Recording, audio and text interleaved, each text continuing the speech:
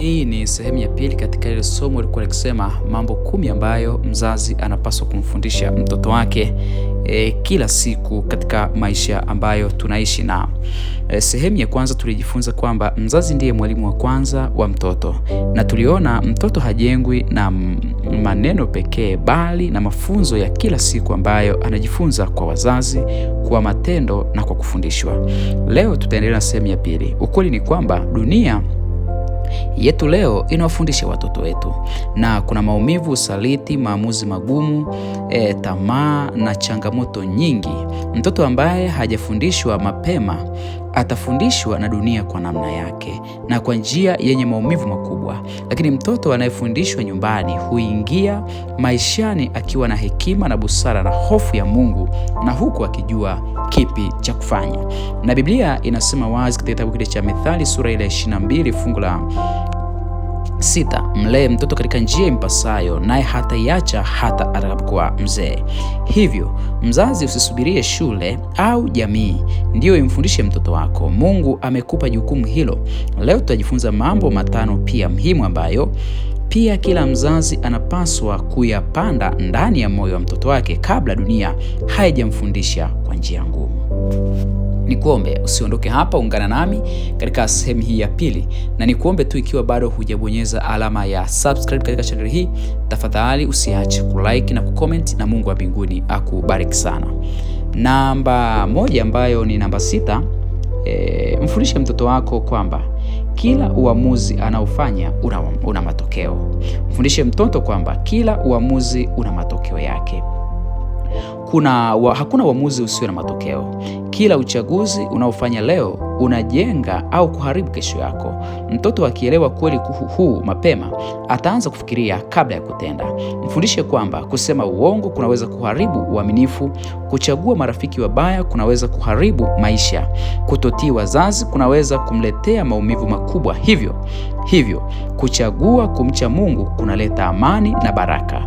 Watoto wengi huingia kwenye matumizi ya madawa ya kulevya, mimba za utotoni, uhalifu na maisha ya majuto kwa sababu hawakuwahi kufundishwa kuwa kila uamuzi una gharama yake. Mfundishe mtoto wako kufanya maamuzi si kwa hisia pekee, bali mfundishe kujiuliza, nikipita njia hii mwisho wake utakuwa ni nini? Katika kitabu kile cha Wagalatia sura ile ya 6 fungu la 7 anasema, msidanganyike, Mungu hadhihakiwi, kwa kuwa chochote apandacho mtu ndicho atakachokivuna. Kwa hiyo mfundishe mtoto wako kwamba kila anachokifanya kina matokeo yake. Namba 2, mfundishe mtoto kuwa si kila anayemchekea anamfurahia kweli. Maisha yamejaa watu wanaovaa tabasamu usoni, lakini mioyoni mwao wamejaa wivu, hila, chuki. Si kila anayesema rafiki yangu ana nia njema. Mfundishe mtoto kuweza kutofautisha kati ya tabasamu na uaminifu. Mfundishe kukubali kila ushawishi. Mfundishe si kukubali kila ushawishi na kila zawadi au kila mtu anayempa sifa nyingi. Wazazi wengi huwalinda watoto wao dhidi ya wanyama wakali, lakini husahau kuwafundisha kujilinda dhidi ya watu wenye tabia mbaya, wenye kuwafurahia kwa nje lakini moyoni hawako hivyo. Mtoto mwenye busara atajifunza kuchagua marafiki wanaomkaribisha kwa Mungu, si wale wanaomvuta mbali na Mungu. Namba 3, mfundishe mtoto wako kwamba kwamba hawezi kupata kila anachokitaka.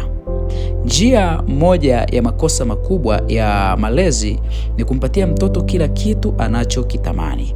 Mtoto anayekuzwa hivyo hukua akidhani kila kitu anaweza kukipata.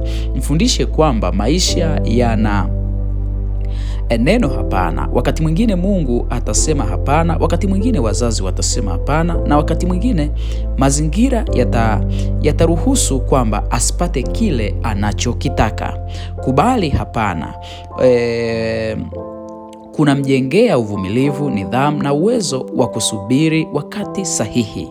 Watoto wanaofundishwa kuvumilia huwa watu wazima wenye nguvu ya kushinda majaribu, lakini wale wanaopata kila wanachokitaka mara nyingi hushindwa kuvumilia changamoto ndogo za maisha. Sikiliza nikuambie, mfundishe mtoto wako ya kwamba sio kila anachokitaka anaweza kukipata kwa wakati sahihi. Kuna nyakati mazingira yatakataa, kuna nyakati uchumi utakataa, kuna wakati afya itakataa. Kwa hiyo mfundishe nidhamu ya kwamba sio kila anachokitaka anaweza kukipata kwa wakati ule ule. Namba 4, mfundishe mtoto kuomba msamaha akikosea na kusamehe akikosewa.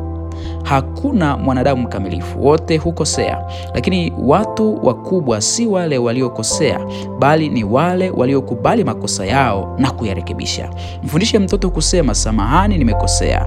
Usimlee mtoto anayejitetea kila wakati. Pia mfundishe kusamehe. Chuki ni mzigo mzito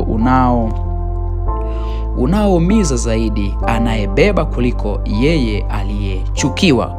Mtoto anayejifunza kuomba msamaha na kusamehe atakuwa na mahusiano mazuri, moyo wa amani na tabia inayompendeza Mungu. Katika kitabu kile cha Wakolosai sura ya 3 fungu la 13 nasema, chukulianeni mizigo, sameheaneni, mtu akiwa na sababu ya kumlaumu mwenzake, kama Bwana anavyosamehe ninyi, hivyo hivyo sameheaneni. Kwa hiyo mfundishe mtoto wako kusamehe na kuachilia. Namba 5, mfundishe mtoto kuwa mwaminifu hata kama hakuna anayemwona. Tabia ndiyo utu wa kweli. Mtu hujulikana si kwa anachofanya mbele za watu, bali kwa anachofanya akiwa peke yake. Mfundishe mtoto kwamba Mungu huona kila kitu. Mungu huona kila sehemu. Asiibe, asidanganye, asifanye udanganyifu kwenye mitihani au hata katika kazi zake, hata kama hakuna mtu yoyote anayemwangalia. Mkumbushe ya kwamba yupo Mungu anayeona kila mahali.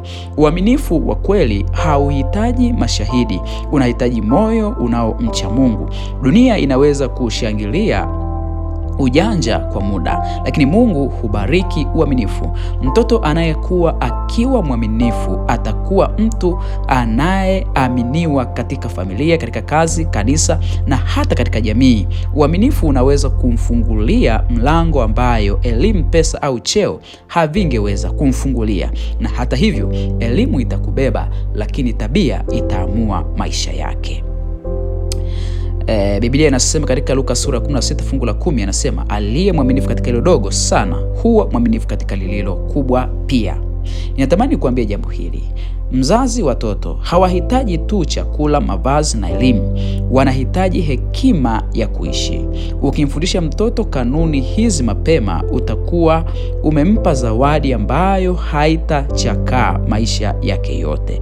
Leo panda mbegu njema moyoni mwa mtoto wako, kesho utavuna mtu mwenye heshima, busara na anayemcha Mungu. Kumbuka, malezi bora leo ni amani ya familia ya kesho.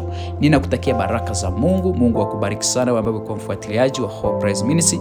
Nikuombe usisahau kubonyeza alama ya subscribe ili uendelee kupata vipindi vyetu tunapokuwa tukivirusha hapa punde. Tuwalee watoto wetu katika njia inayompendeza Bwana. Mungu akubariki sana sana sana sana.